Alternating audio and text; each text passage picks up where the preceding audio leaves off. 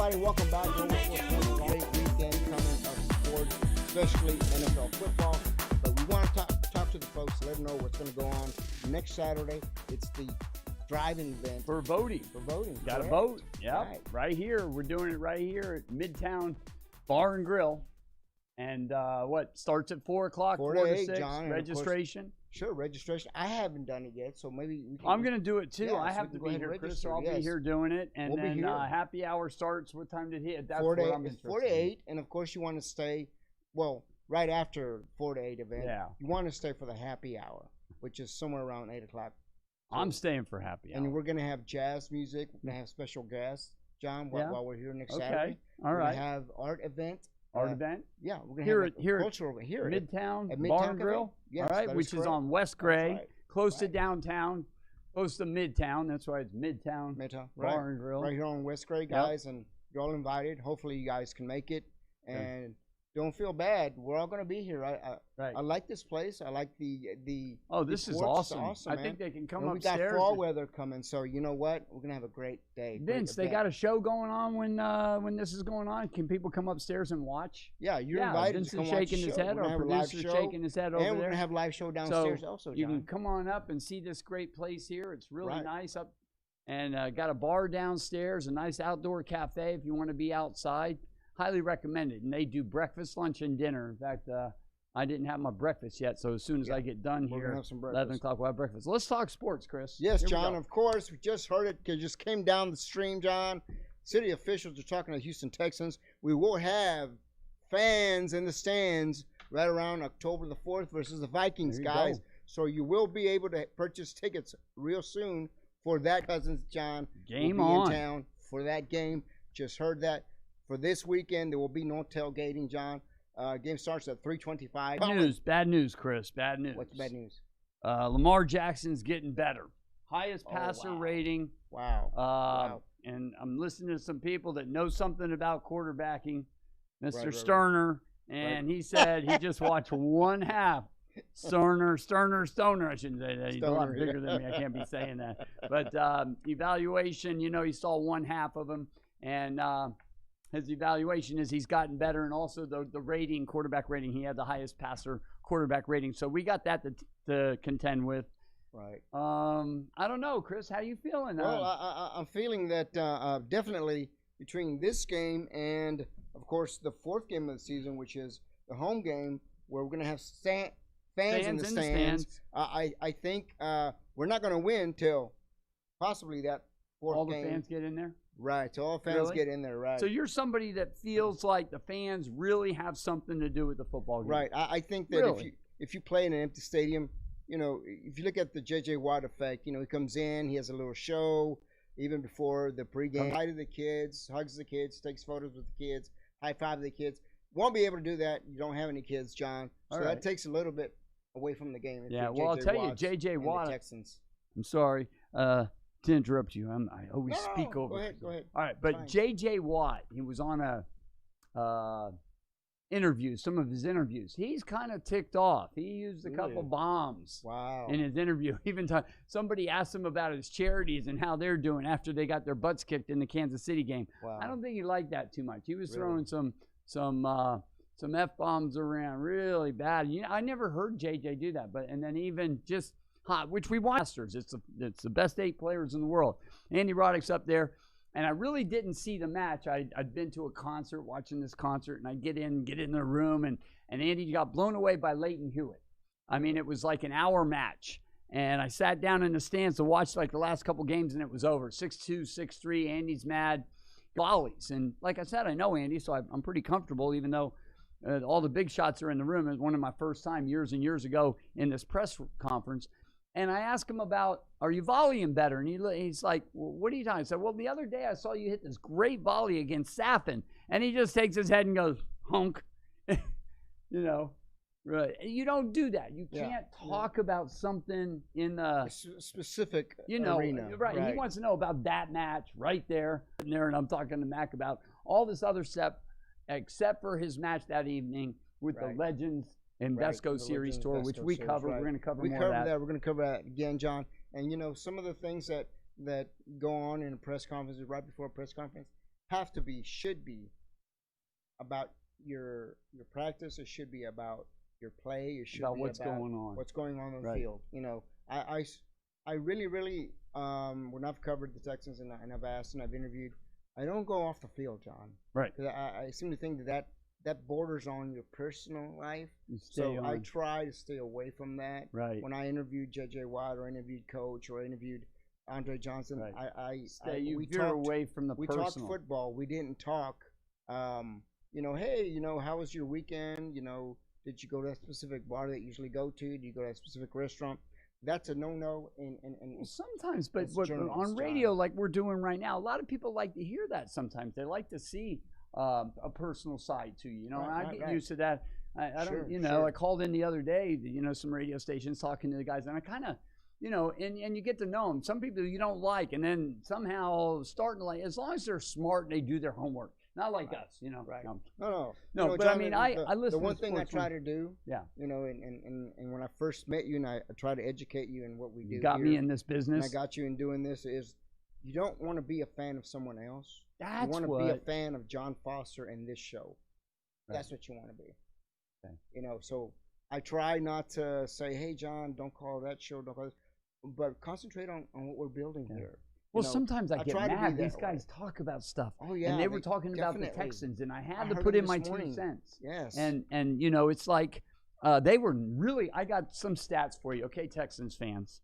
Well, you know, we're facing a team, John, Huh? that scored 5 touchdowns. last Right. week. Well, let me give you some stats that I was listening. And I didn't write them down. I'm just going to throw these off the top of my head for you. But this is very interesting. In the last 22 games, the Houston Texans, on their first drive, they haven't scored a touchdown. Since 22 games, their 22 ninth game- times. Their 9th game, 2018. Right. Okay. Yes. There you go. Add up. Do the math. Now, there was 2 interceptions, 1 fumble, and 30% of the time, over 30% of the time, it's 3 and out.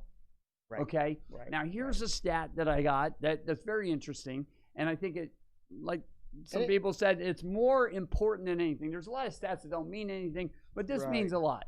Per yards per carry or per Carry. per play. Okay. Right. Now the Texans, okay, were averaging on first down, just on their first possession when they get the ball, the first time, 22 games they haven't scored. It's 3.1 yards per Carry. play, carry, pass, whatever. That's the average on their, okay? The worst team in the NFL, the worst team, not in the bottom, for the year, there's, what do you think the per yards per play is for the worst team in the NFL? It's Got to be the Texans. It's 4.1 4.1 average yes, for a 4.1. season. Just to Right. give you an idea how bad Where we 3.1 is. Well, right It's now, really John, bad. They're probably if you divided the teams in the season, you're looking at possibly the Texans being number 16, 17, 18 in the NFL. Not really the top half. You know, that's where we're at right now. Yeah. So we're playing the first 3 games of this season. You're playing teams that are in the very first half.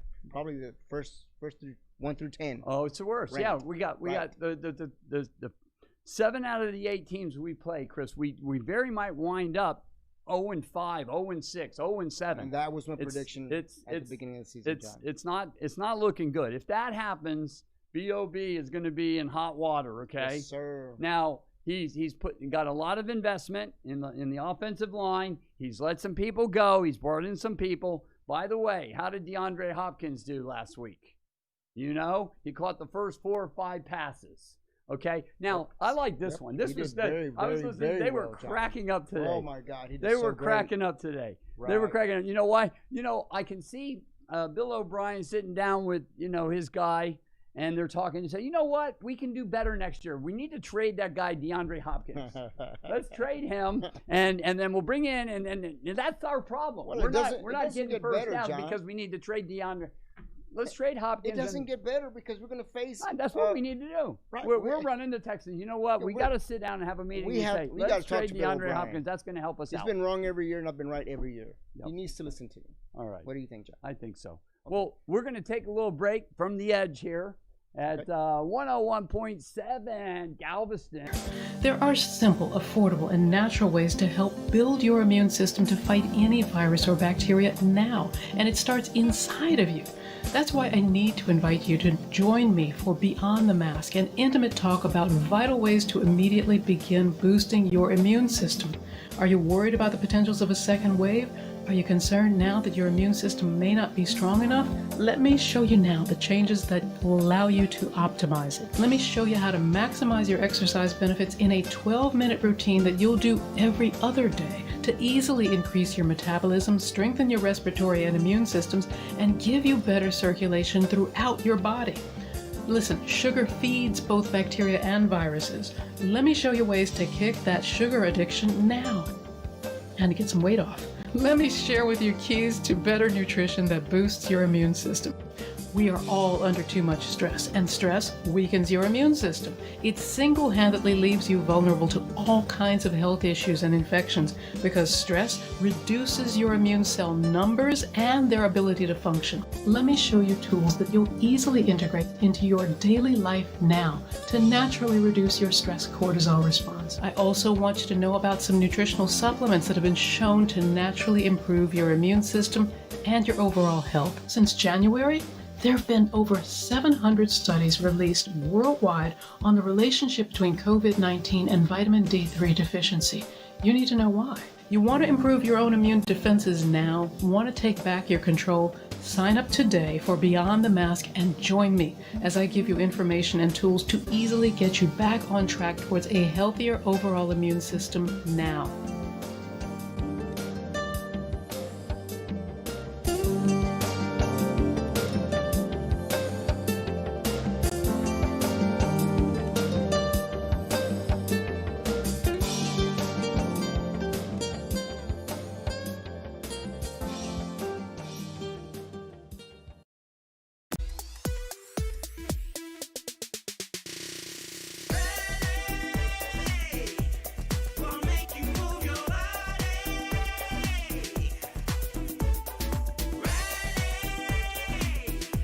Guys, welcome back to Global Sports Network. John, of course, we're going to find out in a couple of weeks, talking Texans, Ravens, and also we're talking about DeAndre Hopkins with the Cardinals, of course, the big trade, the big sell-off, and we got 3 receivers for DeAndre Hopkins, and of course, we were talking that Hopkins, of course, over the first game, had 38 yards on 13 catches, John.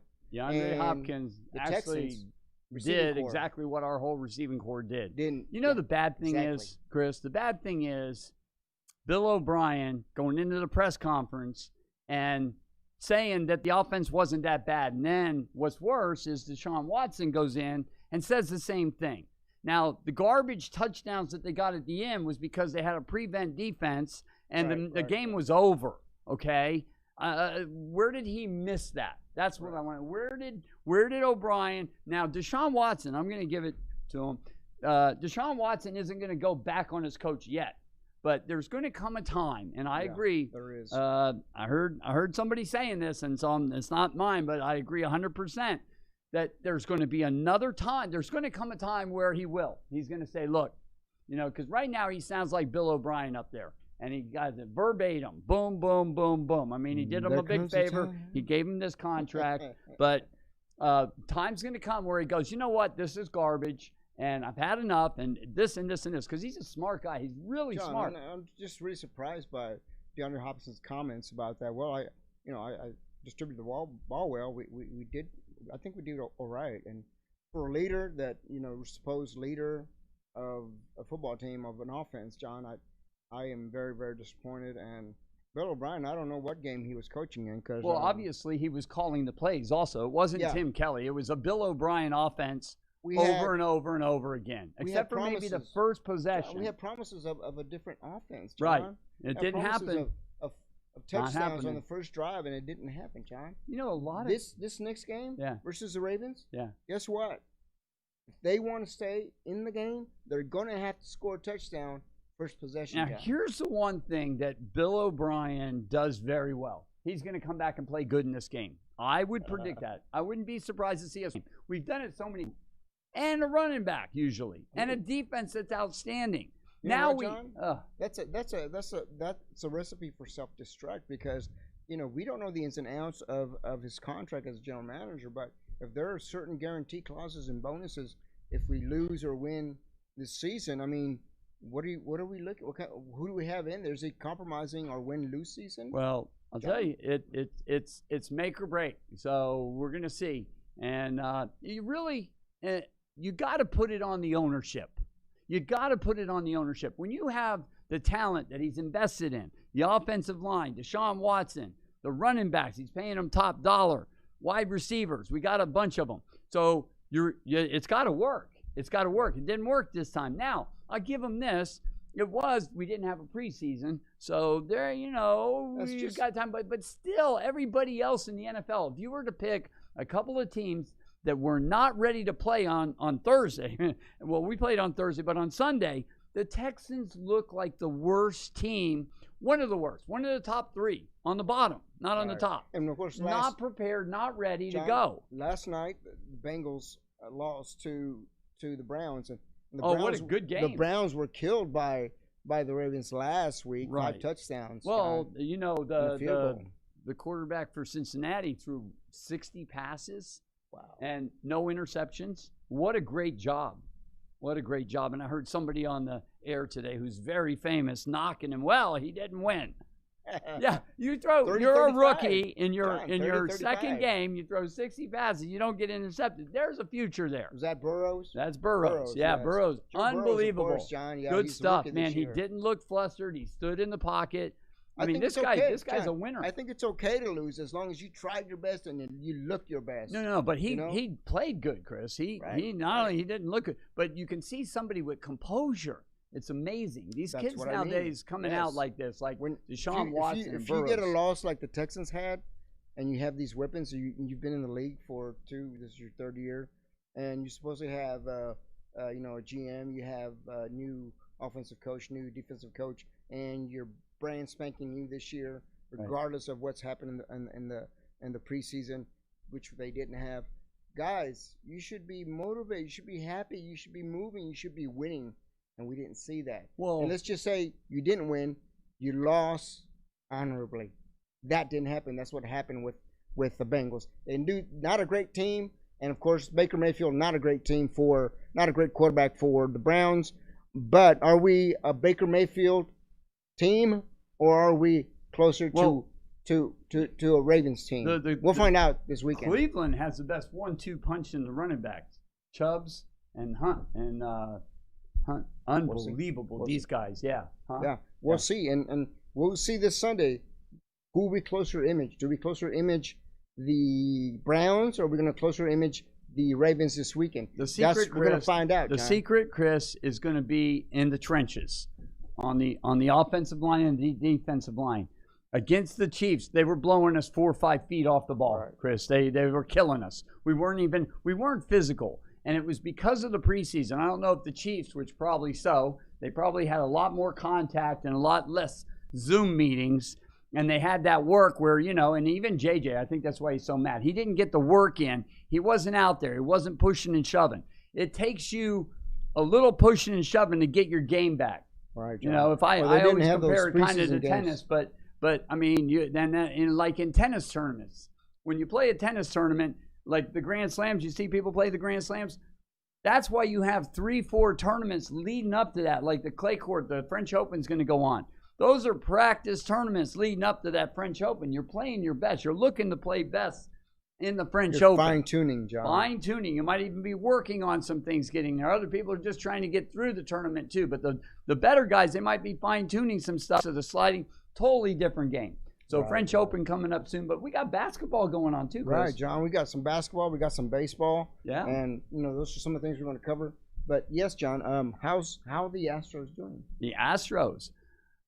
Well, they're hanging in there. The other day, Carlos Correa got, hit. Hopefully that's not too serious. I haven't heard about that. He fouled the ball off his leg, and he couldn't finish the at-bat. Wow. So I guess they carried that. They had to help him off the field. So that's a big factor. He's one of the guys that is hitting. Altuve's back. Bregman's back. So they're getting their lineup back. I haven't heard about Verlander yet. The pitching's been good, and but you don't know. It's all new pitching, so we don't know. These guys haven't been to the World Series. We don't have our. It's interesting what you said, Chris, about maybe the league didn't want to give the Astros a pitcher. They're they were beating us, and everybody was going to be hot on us. Well, the general man, everybody, they cheated, which it's a whole nother story. I think there's more to this that we'll find out in the future, like the tapes that the Yankees and this and that, and then that'll blow up. I don't know if it'll be in next year or 10 years from now or when they write the books. But anyway, they're hot on us. And I believe that you're right. They probably wanted to do a deal. You can't lose your top starting pitcher and your best closer and then not pick somebody up and expect to play the World Series with the team that we have. The Bregman and the Altuve, trade line and picking up waiver lines and picking up somebody for the postseason. That time came and went already, right, John? Brantley. We can't get anyone. So were we allowed? Nobody to get would that trade. now? I like what you said. Yeah. Nobody wanted to trade. Nobody wanted to work with us. I believe that more than we didn't go after somebody. Now, is that punishment at all for what happened? That's what. But that was your idea. I totally agree with that. Yeah. So I think so too, John. I mean, look at it this way: if we're all playing, and you find out that hey, you were being less than honest, and now we're in postseason with COVID and whatnot. How about we don't help you? We don't give you right. Nobody wants to help you out. Or a closer that you need. Nobody wants to help. Nobody wanted to help out the Astros. No, the Astros. Yeah, sorry. Well, anyway, so they're okay. They're still 5-6 games up, and I think they'll be all right. We're going to get into the playoffs. I don't think we have a championship caliber, to win the World Series team with your starting pitcher and your starting. Yeah, I'm sorry. A lot of times it comes down to one at the top of their game. Hopefully they can be. Well, they're not gelling and they're not hot right now. It's going to take a miracle. They're not gelling. They're not hot right now. Right. The chemistry is definitely not there. So yeah, I would say if they do go postseason, it'll be one and done, and it's not going to be pretty. John. No. So one and done. You think so? I think they might get through somebody. It depends. Second round? Yeah, I think they get second round. Well, we'll see. You never know. It depends on who gets hot. And this is closing out the season here. Very important that the bats start, socking that ball and the pitchers start, tuning in. So we'll see. It'll be interesting. We got a team that unless something drastic happens, we're going to be in the playoffs with the new format. On the Astros, thanks to the new format. Little known the Astros tonight, of course. They're going to be doing some announcing finally for the Houston Astros, but they're going to be doing it in Espanol. I have forgotten 1,000% to do our show in Spanish.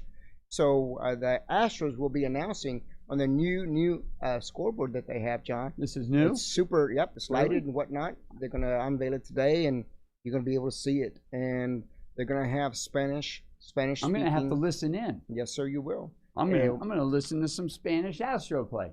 Is that a radio station that's covering that? Who's covering that? I believe it's all the Spanish channels for sure. Right. I don't know who's covering on radio. All right. Radio would be in Spanish also.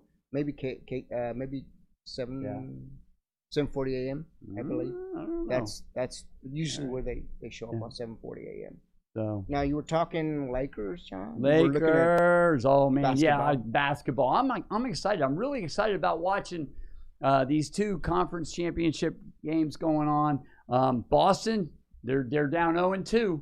0-2. Miami Heat, they're coming on strong. Larry Butler, he's doing it. He's a man on fire. Really showing up and proving that he's a world class, right up there with everybody. Miami Heat might be doing it. How would that be? The Miami Heat against LeBron, we talked about that, John. Angeles. We were talking about that. I got a take for you. They look pretty good, John. I really like Denver. It's going to be interesting. This Joker, the joke. This guy is 7 foot tall. He can't jump and he can't move, and he's just in total control out there. I really believe it's going to be interesting. I want to see how they handle him. I know they're going to throw a few people on him maybe to keep him under control, but he's just in control, man. He delivers the pass, stands there in the middle of the floor. He doesn't make mistakes. He reminds me of which I never really watched a lot of Larry Bird, but a Magic Johnson. I used to watch the way he can deliver the ball over his back, under, behind, and they're precise passes. He's not It's not a Stephen Curry mistake at the end of the game, Game 7, where you lose the Game 7 because of a bad pass. No, I did watch Larry Bird in those days, John, and he was very precise, man. Very precise. Larry Bird, yeah, he would not look. He would not. Did he do all those over the back under? He would do some of those where he's legs, dribbling. He's going to the basket, and he would just go like that, and he's no look. Yeah, no look. No, this guy's got it all. John, and he can shoot too. John Bird was almost 7-footer. You couldn't make a mistake with him. Denver has a good. They might have a shot here, you know. So we'll see if LeBron and they take over. They just might take over LA. So the folks know that, John. Boston's not out of it yet. Yeah, Boston is not out of it. So, wow. But a lot of people were kind of counting them out, down 2-0 in the series, and they were fighting a little in the locker room. That when they were trying to, anyhow, it was in house and not a big deal. Some people say, but it was evident even on the court leaving the game, they weren't happy. Very upset, and so the unity, they're going to have to get that back together. Now, John, there's a few things that I wanted to go over with you. I wanted to ask you or two, or maybe themselves, they want to play better tennis, John. And I know the ambidextrous tennis is something you've been working on for the past 10 years. What would you have them do, John? Well, I would have them call John Foster. And what number is that? JohnFosterTennis.com at 832-623-0994. And talk to me about training your kid or getting even advice. You know, there's not a lot of coaches that do what I do, but I do it more in a healthy, developing an athlete, building an athlete, so their body grows up even. If your kid's playing tennis and they're only using one arm, they do it from 6 to 10 years old, they're going to be malaligned, and you can't fix it. Their bones are bigger, their muscles are bigger. Just something I'm throwing out there. Definitely here on The Edge, John, we can give the parents, their kids, the edge in any sport. If they listen to Edge Radio, they will be informed about the things they need to do to get better, and who they need to call to do better, John. Now, you're big on soccer. There's one thing I tell their kids to do. You know, cross-train your kids. 10 and under, they should be playing basketball. They should be playing soccer.